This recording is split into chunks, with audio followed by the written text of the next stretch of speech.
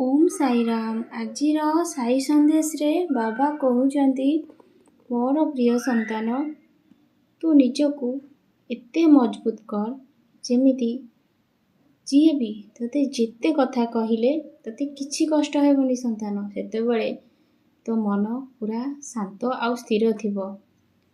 ତୁ ମନରେ ବି ଭାବିବୁ, ବାବା ଏଇଟା କେମିତି ସମ୍ଭବ ହେବ ସନ୍ତାନ। ସେଥିପାଇଁ ତ କିଛି ସମୟ ତୁ ମୋ ପାଖରେ ବସି ମୋତେ ଦେଖେ, ତୋ ମନ ପୁରା ସ୍ଥିର ଆଉ ଶାନ୍ତ ହୋଇଯିବ ସନ୍ତାନ।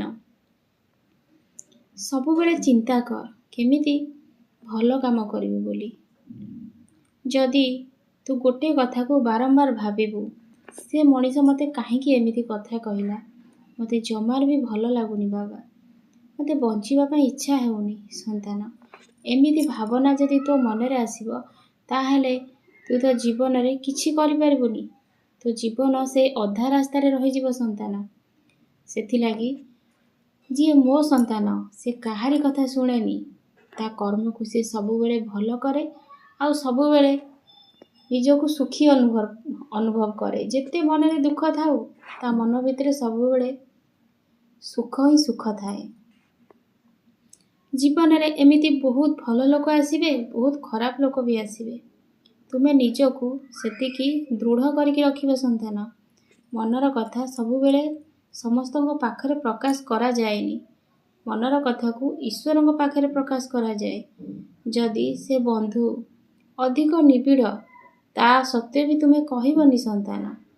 କାହିଁକି ନା ତୁମେ ଜୀବଜନ୍ତୁକୁ ଭରସା ବିଶ୍ୱାସ କର।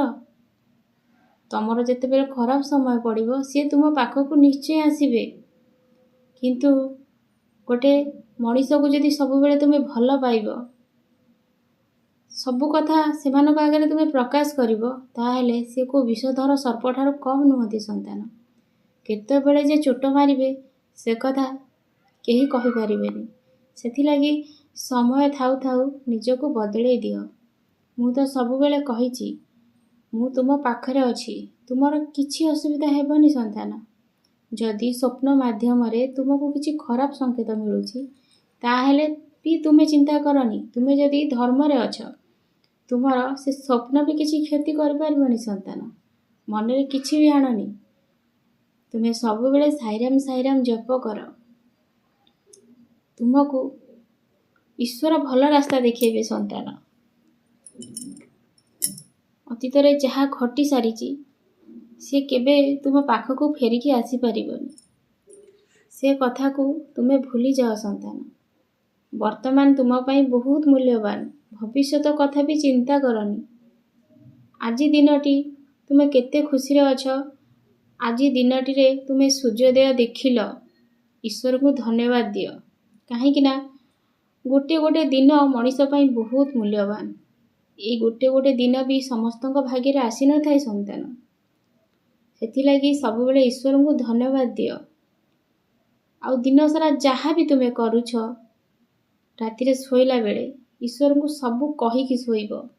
କାହା ମନରେ ଯଦି କିଛି ଦୁଃଖ ଦେଇଛ ବିନା କାରଣରେ, ସେ କଥା ବି ଭଗବାନଙ୍କୁ ଜଣେଇବ।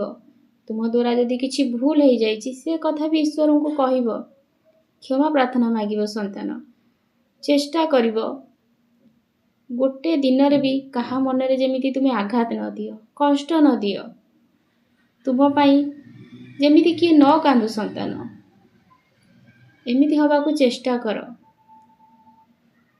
ଯଦି ପାରୁଛ, କାହା ମୁହଁରେ ହସ ଭରିଦିଅ, କାହା ଦୁଃଖରେ ସାଥ ଦିଅ, ହେଲେ କାହାକୁ କଷ୍ଟ ଦିଅନି ସନ୍ତାନ।